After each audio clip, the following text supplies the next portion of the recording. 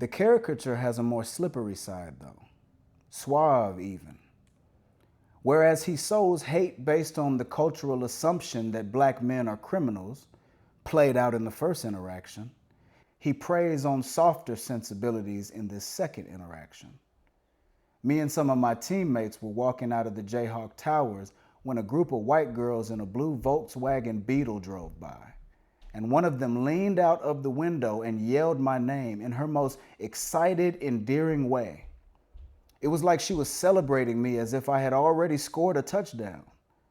I was heavily recruited coming out of high school, so she probably had already heard my name.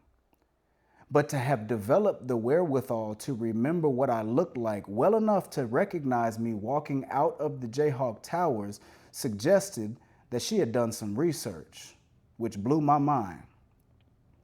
I remember having two thoughts in that moment. One was definitely, ooh-wee, it's finna be lit, or whatever version of that phrase we used in 2004. One cannot expect any college kid to get that kind of ego stroke and not at least be curious.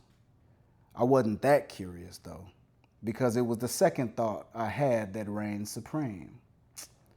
Man, you don't even know me. I think I said it under my breath, though, because I didn't want to reveal the emotional complexity young black men were taught to hide in that culture. But it struck me in that moment that I was essentially and potentially a pricey piece of meat, fetishized because I was black and I played football. For all I know, all she saw was BBC when she looked at me. Who knows? The imagination is expansive. But it is also socially linked. And there was already a market for America's masturbatory excitement about black men, especially athletes. What I do know, and what I quickly found out, was that none of that flattening flattery happens when you get hurt.